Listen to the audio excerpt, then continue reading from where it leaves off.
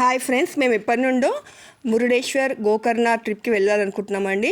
అనుకోకుండా జూన్ 1 రోజు మేము మధ్యాహ్నం బయలుదేరామండి. ముందుగా గోకర్ణ బయలుదేరాము by road via Raichur and Hubli అండి. రోడ్లు అయితే చాలా అధ్వానంగా ఉన్నాయండి, ఫుల్ ఆఫ్ స్పీడ్ బ్రేకర్స్. మొత్తం మేము ప్రయాణం చేసిన కిలోమీటర్లు వచ్చేసి 1956 కిలోమీటర్లు అండి. రోడ్లు అయితే చాలా అందంగా ఉన్నాయండి గోకర్ణ వెళ్ళే రూట్లో. అలాగే చక్కటి ప్రకృతి అందాలు కనువిందు చేస్తాయండి.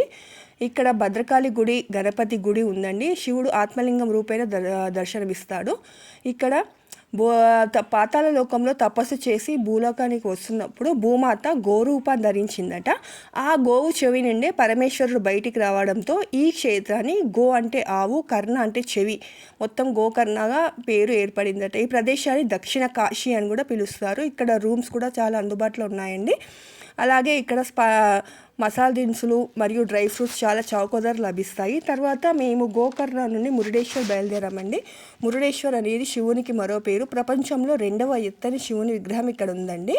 ఇక్కడ బసవేశ్వరుడు, గణపతి, సుబ్రహ్మణ్యం ఉప ఆలయాలు ఉన్నాయి. 123 అడుగుల ఎత్తు కలిగిన ఈ విగ్రహాన్ని చెక్కడానికి 2 ఏళ్ళు పట్టిందండి.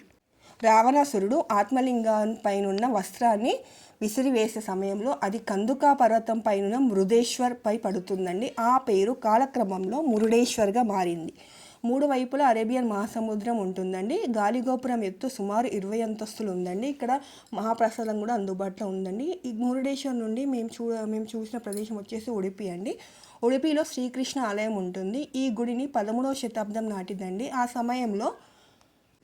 ఆ సమయంలో ఆయన కాలంలో గొప్ప సాధువులైన తత్వవేత్తలలో ఒకరైన మాధవాచార్య దీన్ని స్థాపించారు.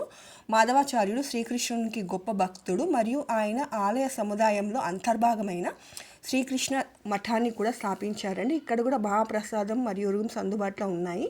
తర్వాత మేము దర్శించుకున్న స్థలం వచ్చేసి ధర్మస్థల అండి. ఇక్కడ శివలింగంని గ్రామదేవత అయిన అన్నప్ప దైవం చేత ప్రతిష్ఠించబడిందని విశ్వసిస్తారండి. ఈ ఆలయంలో శివుడు, మంజునాథుడు, అమ్మనవారు, చంద్రనాథ, కళారాలు, కుమారస్వామి, కన్యాకుమారి మొదలైన దైవాల సన్నిధులు ఉన్నాయండి. ఇక్కడ కూడా మహాప్రసాదం మరియు రూమ్స్ అందుబాటులో ఉన్నాయి. తర్వాత మేము ఇక్కడ నుండి కుక్కి సుబ్రహ్మణ్య స్వామిని దర్శించుకున్నామండి. ఈ ఆలయంలో నాగదోష పరిహారం నిర్వహించడానికి అనువైన ప్రదేశం అండి. ఇక్కడ సర్ప సంస్కార పూజ, ఆశ్లేష పూజ, నాగదోష పూజ, కుజదోష పూజ, నాగ ప్రతిష్ఠ పూజ మరియు సర్పశాంతి పూజలు చేస్తారు. ఇక్కడ కూడా మహాప్రసాదం మరియు ఉండడానికి రూమ్స్ కూడా అందుబాటులో ఉన్నాయి. నేను ఇక్కడ గమనించాల్సిన ముఖ్య విషయం ఏంటంటే, మన తెలంగాణ ఉన్న దేవాలయాల్లో చెప్పులు మరియు మొబైల్ పెట్టడానికి రుసుములు వసూలు చేస్తారు. కానీ కర్ణాటక ఉన్న గుళ్ళల్లో ఎక్కడ చెప్పులు పెట్టడానికి కానీ మొబైల్ పెట్టడానికి కానీ ఎక్కడ రుసుములు వసూలు చేయరు. అలాగే మీరు మొబైల్ గుళ్ళో కూడా తీసుకొని వెళ్ళొచ్చు, కాకపోతే సైలెంట్ మోడ్లో పెట్టాలి, అదొక్కటి. కానీ చాలా బాగున్నాయండి. ఇక్కడ రూమ్స్ కూడా మరీ అంత కాస్ట్ ఏం లేవండి, మనకు అందుబాటులో ధరలలో ఉన్నాయి. ఏసీ మరియు నాన్ ఏసీలో ఉన్నాయండి. మేము వచ్చే సమయంలో శక్తిపీఠాలు ఒకటైన జోగులాంబను దర్శించుకున్నామండి.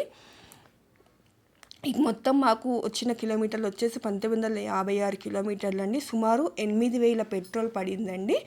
అలాగే ఇక మాకు టోల్ వచ్చేసి 2000 రూపాయలు పడిందండి. టూర్ అయితే చాలా సక్సెస్ఫుల్గా కంప్లీట్ అయిందండి. Thank you for watching.